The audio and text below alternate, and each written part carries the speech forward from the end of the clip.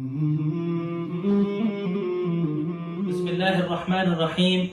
الحمد لله رب العالمين، والصلاة والسلام على رسوله النبي الكريم محمد وعلى آله وصحبه أجمعين ومن تبعهم بإحسان ودعا بدعوتهم إلى يوم الدين. أما بعد، فقال الله سبحانه وتعالى: فأعوذ بالله من الشيطان الرجيم. بسم الله الرحمن الرحيم.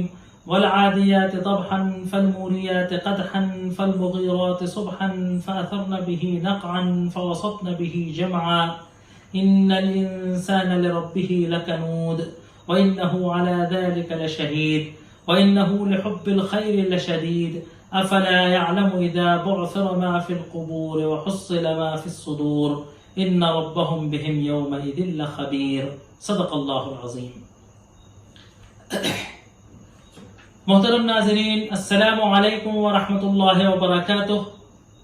گفتگو سورہ عادیات کے تعلق سے ہو رہی ہے، اور سورہ عادیات ان مکی صورتوں میں سے ہے کہ جو اولی ابتدائی دور اسلام میں نازل ہوئی ہیں، اور سورہ زلزلت جس زمانے کی ہے اسی زمانے، لگ بھگ اسی زمانے یا اسی جیسے زمانے کے اندر سورہ عادیات کا بھی نزول ہوا ہے. دونوں صورتوں کے درمیان بڑا باریک اور جو گہرا ربط تھا اس کو بیان کیا گیا تھا اس سے پہلے والے لیکچر کے اندر، کہ سورہ زلزلت کے اندر کہا گیا تھا وَأَخْرَجَتِ الْأَرْضُ أَثْقَالَهَا، کہ زمین قیامت کے دن اپنے بوجھ کو باہر پھینک دے گی، نکال دے گی. اور اس صورت کے اندر اس بوجھ کی ایک مخصوص نوعیت کہ آدم علیہ السلام سے لے کے قیامت کے دن مرنے والے آخری شخص تک کہ تمام لوگوں کے جو جسم زمین کے اندر سمائے ہوئے ہیں، قیامت کے دن بعثر ما فی القبور، قبروں کے اندر جو کچھ ہے اس کو باہر نکال دیا جائے گا، اس کا ذکر کیا گیا. اور سورہ زلزال میں کہا گیا تھا وَمَن يَعْمَلْ مِثْقَالَ ذَرَّةٍ خَيْرًا يَرَهُ وَمَن يَعْمَلْ مِثْقَالَ ذَرَّةٍ شَرًّا يَرَهُ، کہ جو ایک رائی کے دانے کے برابر، ذرے کے برابر نیکی کرے گا تو دکھائی دے گی، اس کی نیکی رنگ لائے گی، اور ایک ذرے کے برابر برائی کرے گا تو اس کی برائی رنگ لائے گی، دکھائی دے گی، اس کو اس کا نتیجہ نظر آئے گا. یہاں کہا ان ربهم بهم یومئذ لخبیر، اس قیامت کے دن ان کا رب ان سے اور ان کے اعمال سے اور ان کے کردار سے باخبر ہوگا. اس تناسب کے ساتھ سورہ عادیات شروع ہوئی تھی، اور بیان کیا گیا تھا سورت کے مختصر گفتگو کے انداز کو، اور قسم کے تعلق سے بات ہو رہی تھی. تو مختصر سے قسم کے تعلق سے قسمیں تین طرح کی ہو سکتی ہیں. ایک قسم ہے آئندہ آنے والے وقت کے تعلق سے، کہ شخص یوں کہے کہ میں قسم کھائے اللہ کی کہ میں فلاں عمل نہیں کروں گا، میں فلاں جگہ نہیں جاؤں گا، میں فلاں کھانا نہیں کھاؤں گا، میں فلاں شخص سے ملاقات نہیں کروں گا، میں فلاں شخص کو پیسے نہیں دوں گا، میں فلاں ایسا کروں گا، ایسا نہیں کروں گا. اس بات کی قسم کھاتا ہے اگر، اور وہ اس قسم کو اگر توڑ دیتا ہے تو اس قسم کا حکم نذر کا حکم ہے، اس کو پوری کرنا واجب ہے، اس کو پوری کرنا واجب ہے، اور بلا عذر اس کو نہ کرنا گناہ ہے. قسم کو بلا عذر پورا نہ کرنا گناہ ہے، اور قسم ٹوٹ جانے کی صورت میں کفارہ دینا لازم ہوتا ہے نا.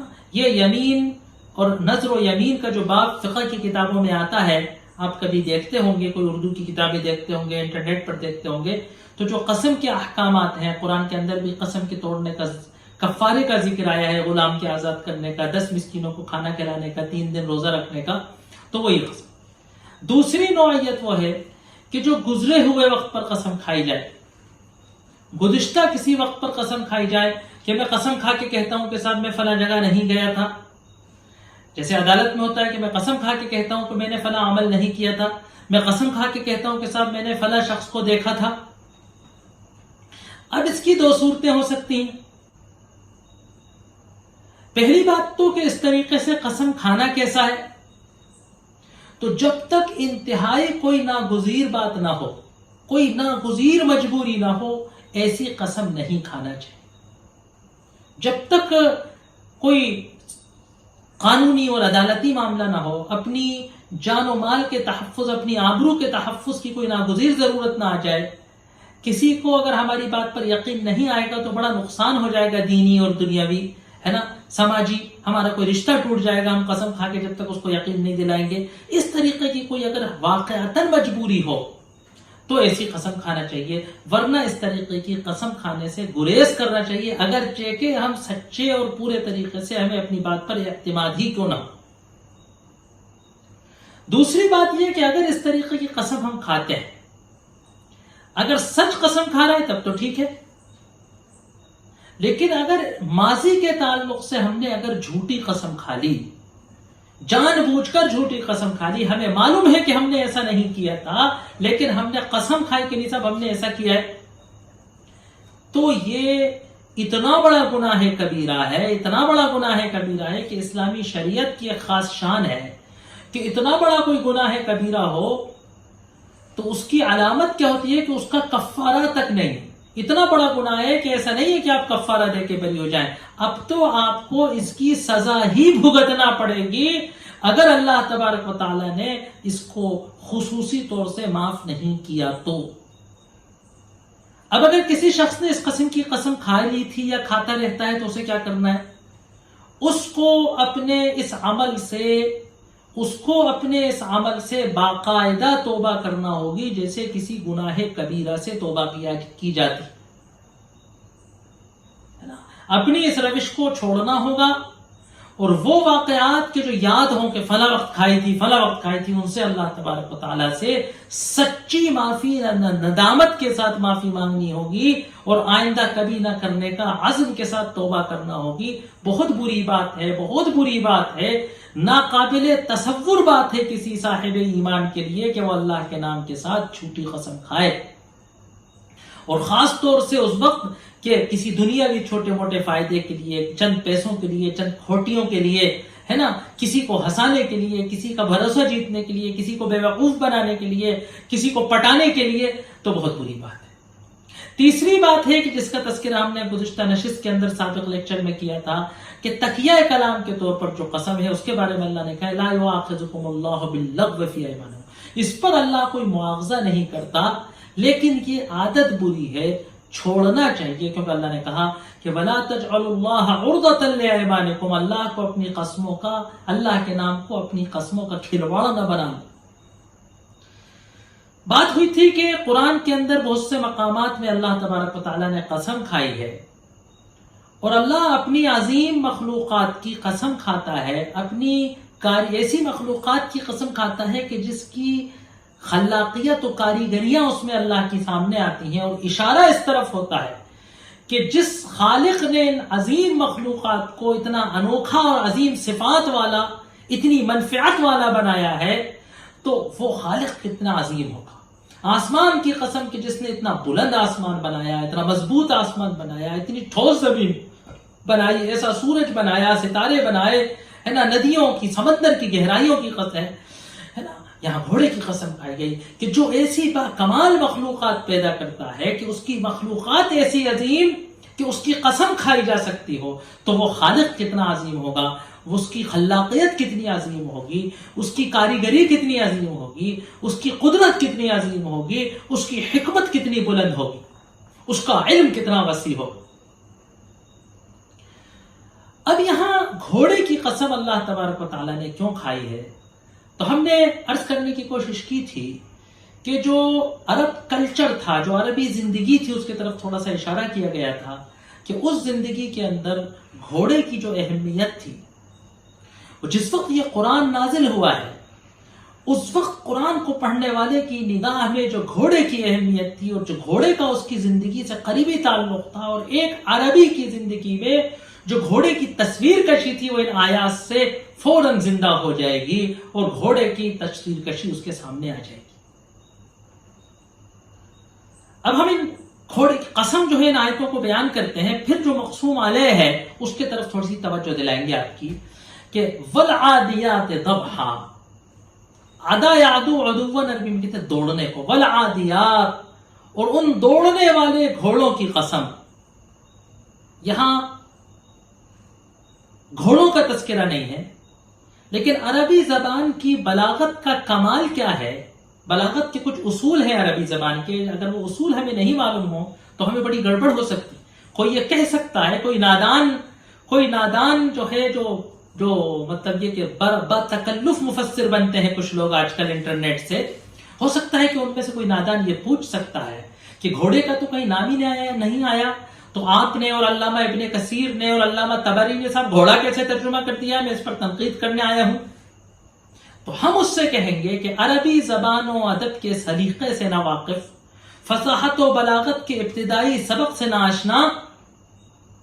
عربی فصاحت و بلاغت کا ایک اصول ہے کہ کمال بلاغت یہ ہے کہ کسی چیز کا تذکرہ ایسی صفات کے ساتھ کیا جائے کہ نام لیے بغیر اس کا نام اجاگر ہو جائے. یہ ہے اصل بلاغت کا کمال. اسی لیے ان آیتوں میں بلاغت کا کمال ہے کہ قسم گھوڑے کی کھائی جا رہی ہے، لیکن ان 5 آیتوں میں گھوڑے کا تذکرہ ہی نہیں ہے، نام ہی نہیں ہے، لیکن صفات ایسی عظیم بیان کی گئی کہ جس سے گھوڑے کا تصور ہو گیا.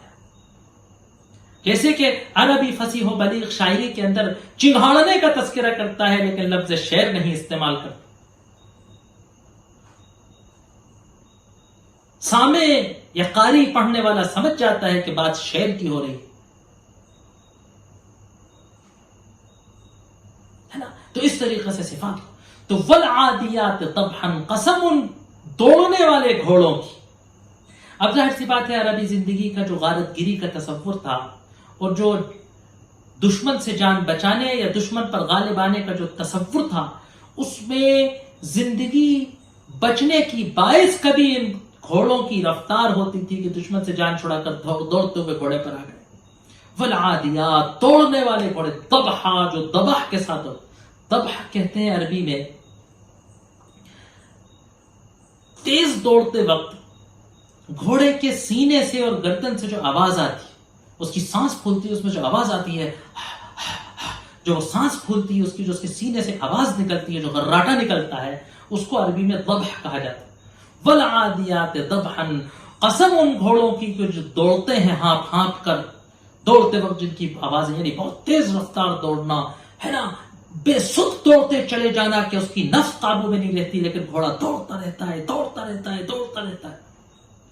والموریات قدحا، اور ان گھوڑوں کی قسم کے جو اپنے نالوں سے چنگاریاں نکالتی ہیں. اب یہ تصور، یہ آیتوں کی تصویر اس کی نگاہ میں نہیں آ سکتی جس نے عرب کے ریگستان کا وہ ماحول نہ یا تو دیکھا نہ ہو، اور ظاہر سی بات ہے دیکھا تو ہم میں سے کسی نے نہیں ہے، جس نے اس کو اتنا نہ پڑھا ہو کہ جو اس کا تصور نہ کر سکے. جب رات کی تاریکی میں یہ گھوڑے دوڑا کرتے تھے، اور ظاہر سی بات ہے ان کے کھروں کی تحفظ کے لیے ان پر نال ٹھونکتی جاتی تھی، تو اتنی رفتار میں وہ دوڑتے تھے کہ ان کا جب پیر پڑتا تھا پتھر پر تو ان کے کھر سے، یعنی ان کے پیر سے نال سے پتھروں کے ٹکرانے سے رات کے اندھیرے میں چنگاریاں اڑتی تھی. تو موریات کہتے ہیں چنگاری کو، اور قدح عربی میں کہتے ہیں اس پتھر کو، زندان کے اس پتھر کو جس کو پتھر سے پتھر کو رگڑتے ہیں، زند کرتے ہیں تو چنگاری نکلتی ہے، تو اس کو عربی میں قدح کہتے ہیں. تو والموریات قدحا، اور قدح سے ہے نا، زندان سے چنگاریاں اڑانے والے، یعنی پتھر پر پیر پڑنے سے چنگاریاں اڑانے والے جانور. تو والموریات قدحا فالمغیرات صبحا. مغیرہ کہتے ہیں غارت گری کو. والمغیرات صبحا، تڑکے صبح حملہ کرنے والے، ہے نا، وہ گھوڑے کے جو تڑکے صبح. اب کیا دیکھیے کیا کہا، گھوڑے دوڑ رہے ہیں، رفتار سے دوڑ رہے ہیں، رات کی تاریکی میں وہ گھوڑے دوڑ رہے ہیں، ان کے کھروں سے چنگاریاں اڑ رہی، اور تڑکے صبح صادق کی پو پھٹنے، روشنی کی پو نکلنے سے پہلے وہ دشمن کے قبیلے پر حملہ کر کے دشمن کی فوج پر غارت کر رہا ہے. فالمغیرات صبحا فاثرن به نقعا. اب ایک اور تصویر دیکھیے کہ جب گھوڑا دوڑتا ہے، اور خاص طور سے ڈامر روڈ تو ہوتے نہیں تھے، جب گھوڑا میدانوں میں دوڑتا ہے، ریت کے ریگستانوں میں دوڑتا ہے، جنگل کی مٹی پہ دوڑتا ہے، دھولدار چٹانوں پہ دوڑتا ہے، تو کیا ہوتا ہے، اس کے دوڑنے سے چٹانوں پہ دوڑتا ہے تو چنگاریاں نکلتی ہیں، جب میدانوں میں دوڑتا ہے تو غبار اڑتا ہے، دھواں اڑتا ہے، اس کے پیروں سے دھول اڑتی، اور جب لشکر ہوتا ہے بہت سارے گھوڑوں کا 50 100 150 گھوڑے جب ایک ساتھ دوڑتے ہیں تو ابر کی طرح، کوہرے کی طرح دھواں اٹھتا ہے، دھواں نہیں دھول کا ابر اٹھتا ہے۔ والمثیرات نقعا، وہ گھوڑے کہ جو اپنی تیز رفتاری سے دوڑتے ہوئے میدانوں کے اندر، ریگستانوں کے اندر دھول کے بادل اٹھاتے ہیں۔ فوسطن به نقعا فوسطن به جمعا، اور وہ اس طریقے سے اپنے سواروں کو لے کر، اس ابر کو لے کر جمعا، دشمنوں کے جمگٹوں میں اندر گھس پڑتے ہیں۔ یہ جوش میں تیز رفتار گھوڑے دشمن کے لشکر کے اندر گھستے چلے جاتے ہیں، سارے دشمنوں کو تتر بتر کرتے چلے جاتے ہیں، اور اس طریقے سے گھمسان کی جنگ ہوتی۔ اب یہ تو عربوں کے سامنے قرآن نے ایک ایسا منظر کھینچ دیا کہ جس منظر سے ان کے نفوس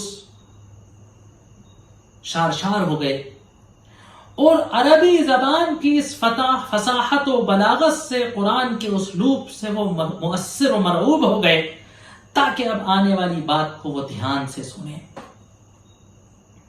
دوسری بات یہ کہ ہمیشہ قرآن کے قسم میں اور مقسوم علیہ میں، کہ جس قسم کھا رہا ہے قرآن جس بات کی اور جس چیز کی قسم کھا رہا ہے، اس میں کوئی نہ کوئی ربط ہوتا ہے۔ وہ ربط کیا ہے کہ آگے اللہ کہہ رہا ہے اس قسم کو کھا کر کہ ان الانسان لربہ لکنود، بے شک انسان، آپ کو معلوم ہے کہ انا لفظ تاکید ہے، کبھی اس کا ترجمہ ہم بے شک کرتے ہیں، کبھی اس کا ترجمہ ہم یقیناً کرتے ہیں، کبھی اس کا ترجمہ ہم جو ہے بلا شک کرتے ہیں، کبھی یوں بھی کر سکتے ہیں کہ ان الانسان، انسان تو بڑا ہی ناشکرا ہے۔ صرف اس انا کا ترجمہ ہم لہجے میں زور دے کر بھی کر سکتے ہیں۔ یہ عربی فصاحت و بلاغت کی نزاکت کو اگر کوئی جانتا ہے تو وہ سمجھ سکتا ہے۔ تو یقیناً انسان، بلا شبہ انسان، بے شک انسان،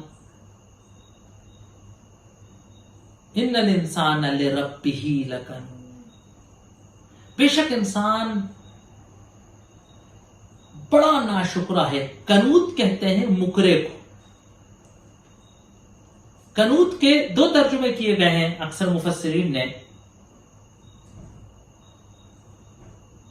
ایک کنود کا مطلب ہے کہ ناشکرا، کفر کرنے والا، نعمتوں کا انکار کرنے والا، اور ایک کنود کی بڑی شاندار صفت بتائی ہے لغت میں۔ اگر ہم اس کے معنی کو دیکھیں گے تب ہمیں سمجھ آئے گا کہ واقعی ہم میں سے کتنے لوگ کنود ہیں اور ہم کب کنود بن جاتے ہیں۔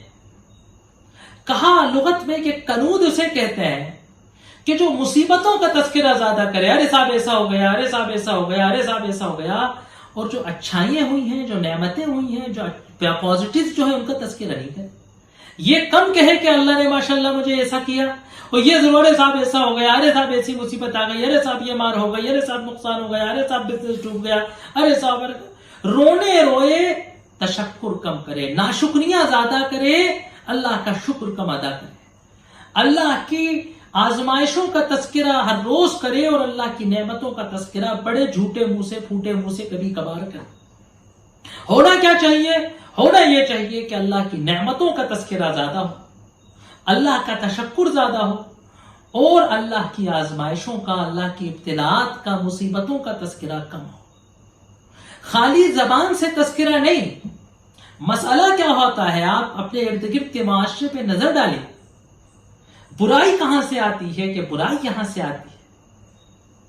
یہ میڈیکلی اعتبار سے، اگر سائیکولوجی کے اعتبار سے بھی دیکھیں تو بڑی بات ہے کہ انسان یہ تصور کر لیتا ہے کہ دنیا کا سب سے پریشان کن آدمی، سب سے مصیبت زدہ آدمی ہے، اور پھر وہ ایسا سمجھنے بھی لگتا ہے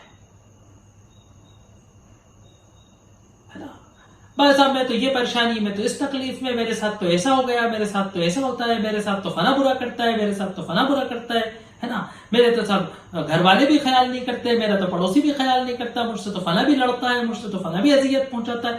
سارے مصائب کا تذکرہ، ساری برائیوں کا تذکرہ. میں تو غریب بھی ہوں، میں تو نوکری بھی نہیں ہے، میرا تو بزنس بھی اچھا نہیں چلتا ہے، میرے تو گھر کے حالات بھی اچھے نہیں ہیں، میں تو ظلم میں بھی رہتا ہوں، میں تو مظلوم بھی ہوں، میری تو بیوی بھی اچھی نہیں، میرے تو بچے بھی اچھے نہیں، میرا تو پڑوسی بھی اچھا نہیں، میرا تو شوہر بھی اچھا نہیں، میرے تو گھر والے بھی اچھے نہیں. اس بیچارگی کے کمپلیکس سے انسان عجیب سا مایوس کن، عجیب سا چڑچڑا، عجیب سا اپنے آپ کو دنیا میں سب سے مت کمارا ہوا انسان سمجھنے لگتا ہے. اور پازیٹو زندگی گزارنے والے خالی جیب پہ خرم رہتے ہیں، مرض کی حالت میں ہنستے رہتے ہیں، معذور ہو کر ساری زندگی مزے میں مست گزرتے ہیں، اپنے آپ میں کمال کا تصور رکھتے ہیں کہ اللہ نے مجھے بنایا ہے، اللہ نے مجھ پر اپنی سینکڑوں نعمتیں، ہزاروں نعمتیں، لاکھوں نعمتوں سے اللہ نے مجھے نوازا ہے. تو جب انسان لوگوں سے نہیں، خود سے جب انسان اللہ کی نعمتوں کا تذکرہ زیادہ کرے گا اور اللہ کی آزمائشوں کا، ابتلاءات کا، مصائب کا تذکرہ اپنے آپ سے کم کرے گا، تو اس کے اندر ایک پازیٹو فیلنگز پیدا ہوں، اس کے اندر ایک ایجابی احساسات پیدا ہوں گے، ہے نا، اور اس کی خود اعتمادی بڑھے گی، اس کو زندگی میں خوشی محسوس ہوگی، اس کو زندگی میں انشراح محسوس ہوگا. اور اگر وہ نیگیٹو تھنکنگ رکھے گا تو خود اس کے اندر، اپنے آپ کے اندر، اپنے اوپر خود اعتمادی کم ہوگی، مایوسی ہوگی، دل میں غم مبتلا رہے گا انسان. اور اگر یہ بیماری آگے بڑھے گی تو انسان یہیں سے پھر انسان دوسروں کے بارے میں برا سوچنا شروع کرتا ہے. پھر وہ اس کو پتہ نہیں چلتا کہ کب وہ قلب کی اس گھناؤنی بیماری میں مبتلا ہو جاتا ہے جس کو حسد کہا جاتا ہے. وہ ہر ایک کو اپنے سے اچھا سمجھتا ہے، ہر ایک کو اپنے سے زیادہ مزے میں سمجھتا ہے، ہر ایک کو اپنے سے زیادہ نعمت زدہ سمجھتا ہے، ہر ایک کو اپنے سے زیادہ اللہ کا احسان والا سمجھتا ہے، حسد کرنے لگتا ہے. غیر شعوری طور سے اس کے اندر حسد کا کمپلیکس پیدا ہو جاتا ہے. وہ سمجھتا بھی نہیں ہے کہ میں حسد کر رہا ہوں، لیکن وہ لوگوں سے حسد کر رہا ہوتا ہے، چڑچڑا رہا ہوتا ہے، جل رہا ہوتا ہے. اسی لیے حدیث میں آیا کہ حاسد کسی کا کچھ نہیں بگاڑتا، سب سے پہلے وہ خود کو جلا کر خاک کر دیتا ہے. تو ان الانسان لربہ لکنود، انسان اپنے رب کا ناشکرا ہے. اب دیکھیے اس قسم کا اس مقسوم علیہ سے کیا تعلق ہے. اللہ یہ کہنا چاہ رہا ہے کہ وہ انسان کہ جس کو اللہ نے پیدا کیا، وہ انسان کہ جس کے لیے اللہ تبارک و تعالیٰ نے زمین و آسمان کو سراہا، وہ انسان کہ جس کے لیے اللہ نے زندگی کے اسباب فراہم کیے، وہ انسان کہ جس کے لیے اللہ نے ذریعہ معاش فراہم، وہ انسان کہ جس کو اللہ نے سر سے پاؤں تک نعمتوں کی بارش میں نوازا ہے، نہلا دیا ہے. وہ شخص کے جو ماں کے پیٹ سے نکلنے سے موت کے آخری لمحے تک، زندگی کے آخری سانس تک اللہ کی نعمتوں سے اپنی زندگی کو جیتا ہے. لیکن یہ انسان کا مزاج کیا ہے کہ ناشکرا ہے، اللہ کے احسانوں کو پہچانتا نہیں ہے، ان کی قدر نہیں کرتا ہے، بے وفائی کرتا ہے، اللہ سے غداری کرتا ہے، اللہ سے سرکشی کرتا ہے، اللہ کے احکامات کو فراموش کر دیتا ہے. اللہ کہہ رہے کہ دیکھو اس چوپائے کو، دیکھو اس جانور کو، اس گھوڑے کو کہ جس کو تم جانور کہتے ہو، کہ جس کو تم گھاس کھانے والا کہتے ہو، اور اپنے بارے میں کہتے ہو کہ صاحب میں کوئی گھاس تھوڑی کھاتا ہوں. یہ گھاس کھانے والا، یہ 4 پیر سے چلنے والا، جس کا ڈھوروں میں تصور شمار کیا جاتا ہے، تم سے زیادہ احسان مند اور قیمتی. تم جو اس کو باندھ کر اپنے گھر میں رکھتے ہو، تم جو اس کو تھوڑا سا کھانا کھلا دیتے ہو، تم جو اس کی تھوڑی سی مالش کر دیتے ہو، تم جو اس کے ایک حیثیت سے، اس کے تصور میں تم جو اس کے مالک ہو، تم جو اس کے سدھانے والے ہو، یہ اتنا وفادار ہے، یہ اتنا وفادار ہے کہ تپتی دھوپ میں، بیابان ریگستانوں میں، چٹیل میدانوں میں، دشوار گزار پہاڑیوں میں، نشیبوں اور فرازوں میں، ہے نا، کری چٹانوں میں، یہ اپنی سانس کی فکر نہ کرتے ہوئے یہ دوڑتا چلا جاتا ہے، دوڑتا چلا جاتا ہے، یہ اپنے پیروں کو زخمی کرتا چلا جاتا ہے، اور یہ اپنے مالک کے ہلکے سے اشاروں سے، آپ کو معلوم ہے کہ جو جنگ کے گھوڑے ہوتے ہیں وہ اتنے سدے ہوئے ہوتے ہیں کہ لگام سے انہیں کنٹرول نہیں کیا جاتا. ماہرین کا تصور ہے کہ پالتو سدے ہوئے گھوڑے کے اندر وہ سینس ڈیولپ ہو جاتا ہے کہ وہ سوار کے گھٹنوں کی ٹچ سے وہ اس کے ارادوں کو سمجھتا ہے. آتے ہوئے نیزے کی طرف وہ جھک کر اپنے مالک کو بچا لیتا ہے، آتے ہوئے تلوار کے وار سے دائیں بائیں ہو کر وہ مالک کو بچا لیتا ہے، مالک کے سینے کے آگے اپنی گردن کر دیتا ہے. میدان جنگ میں دشمنوں کے جھمکٹ میں اپنی جان کی فکر کرے بغیر تیروں اور تلواروں اور نیزوں کے بیچ میں وہ اپنا سینہ لے کر چلا جاتا ہے. کیوں؟ تھوڑے سے انعام کرنے والے اس مالک کی وفاداری میں. ایسے وفادار جانور پہ بیٹھ کر تم اپنے مالک کی ایسے وفادار جانور کی پیٹھ پر بیٹھ کر تم اپنے مالک کی غداری کے لیے نکلتے ہو، اپنے مالک سے سرکشی کرنے نکلتے ہو، اپنے خدا سے بغاوت کرنے نکلتے ہو، اس کے احکامات کے خلاف دنیا میں گھومتے ہو، دندناتے ہو. ان الانسان لربہ لکنود، بے شک انسان سے مراد، بعض حضرات نے کہا اس سے مراد کافر ہے، بعض حضرات نے کہا کہ الف لام جنس کا ہے. ان الانسان، بے شک انسان، لربہ لکنود، اپنے رب کا ناشکرا ہے. یہ اس کی برائی ہے. اگر وہ نور وحی سے معطر نہیں ہے، اگر اس نے اس فطرت انسانی پر، اس مرض پر قابو کرنے کی کوشش نہیں کی گئی تو یہ ناشکری کا شکار ہے. وَإِنَّهُ عَلَى ذَلِكَ لَشَهِيدٌ، دیکھو ایسا نہیں ہے کہ اس کی فطرت سمجھتی نہیں، وہ اپنی اس برائی پر، وہ اپنی اس عادت پر گواہ ہے، مانتا ہے، وہ اس بات کو سمجھتا ہے، خوب محسوس کرتا ہے، لیکن یہ اس کی مجبوری ہے کہ وہ ڈیولپ یہ ہے. تیسری بات کیا بتائی کہ ایک تو یہ کہ وہ ناشکرا ہے، دوسرا یہ کہ وہ فطرت اس کے اندر سے، ضمیر اس کے اندر ہے، اور اس کا ضمیر خوب سمجھتا ہے صحیح کیا ہے اور غلط کیا ہے. بس کرنا کیا ہے؟ کرنا یہ ہے کہ اس اندر کے انسان کو جگانا ہے، اس اندر کے انسان کو جگانا ہے، اور اس اندر کے انسان کو جگانے میں جو سب سے بڑی چیز حائل ہے وہ کیا ہے؟ وَإِنَّهُ لِحُبِّ الْخَيْرِ لَشَدِيدٌ، وَإِنَّهُ، بے شک وہ، یقیناً وہ، حب الخیر لشدید، مال کی محبت اس کے اندر بے حد شدید ہے، سخت ہے. خیر جو ہے عربی میں بھلائی کا وہ خواہاں ہے، وہ چاہتا ہے کہ ساری اچھائیاں اسے مل جائیں، دولت اسے مل جائے، عہدہ اسے مل جائے، رتبہ اسے مل جائے، زمین و جائیداد اسے مل جائے، دولت اسے حاصل ہو جائے. ان ترک خیرا الوصیۃ، قرآن میں لفظ خیر مال کے لیے آیا ہے، وصیت کی ذکر ہے کہ جو خیر چھوڑے تو اپنے مال کی وصیت. حب الخیر لشدید، تو کیا انسان ناشکرا ہے، اور وہ اس کا ضمیر اس بات کو جانتا ہے، لیکن دولت کی محبت، مال کی محبت، ثروت کی محبت، کثرت کی محبت، کہ جس کی تنقید پھر آئی الہاکم التکاثر کے اندر، کہ تکاثر نے، زیادہ سے زیادہ کر لینے نے، بڑھا لینے نے تم کو ہلاک کر کے رکھ دیا، ختم کر دیا، تمہاری انسانیت کو دفن کر دیا، اور تم کو ایک درندہ بنا کر چھوڑ دیا. تو وَإِنَّهُ لِحُبِّ الْخَيْرِ لَشَدِيدٌ، خیر کی محبت، مال کی محبت اس کے اندر بے حد کثرت سے. اب اگلا مسئلہ کیا ہے کہ اس کا علاج کیا ہے؟ اس کا علاج کیا ہے؟ اس کا علاج ہے آخرت کا صحیح تصور اور آخرت کا استحضار.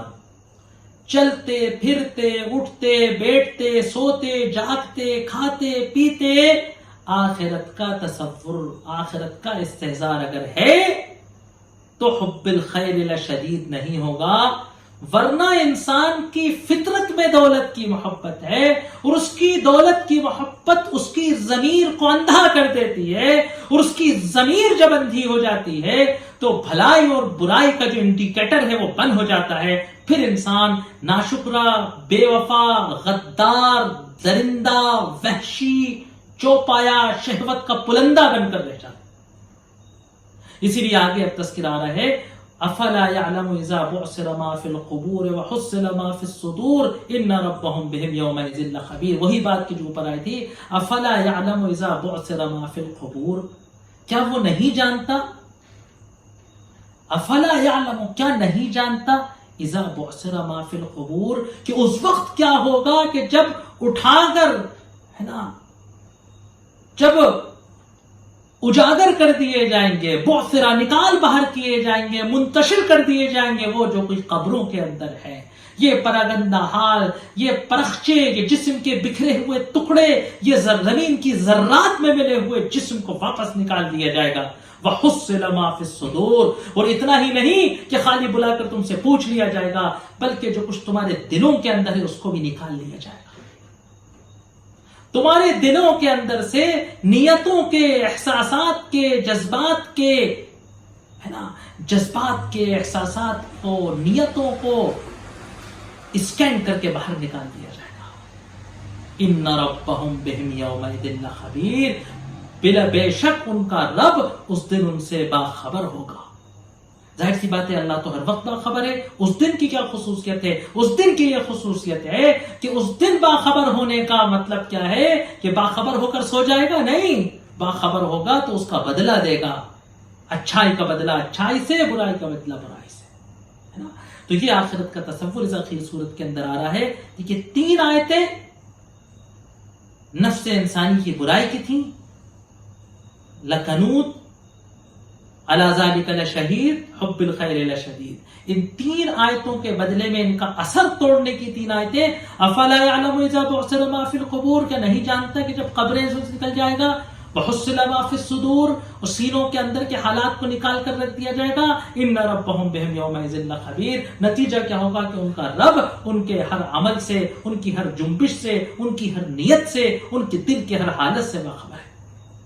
اس آیت میں بڑی عظیم بات ہے کہ قیامت کے دن خالی فزیکل چیزیں نہیں سامنے آئیں گی، بلکہ وہ چیزیں کہ جو دل کے اندر چھپی ہوئی ہیں، جو چھپا لی جاتی ہیں دل و دماغ میں، وہ بھی سامنے آ جائیں. سینے سے مراد دل کے اندر کے احساسات و جذبات سے مراد ہے، دل و دماغ کے اندر آنے والے تفکرات سے مراد ہے، نیتیں کہ اچھائی کی نیت بھی پتہ چل جائے گی. ہو سکتا ہے عمل تو اچھا ہو لیکن نیت بری ہو سکتا ہے عمل تو اچھا ہو لیکن نیت ریاکاری کی ہو. ان ربهم بهم یومئذ لخبیر، ان کا رب اس دن ان سے باخبر ہوگا تو ان کو بدلہ دے گا، ہے نا. تو یہ جو ہے آخرت کا تصور، انسان کے نفس کی جتنی برائیاں ہیں، انسانی زندگی کے اندر جتنی کمزوریاں ہیں، سب کا علاج آخرت کا استحصال. وآخر دعوانا ان الحمدللہ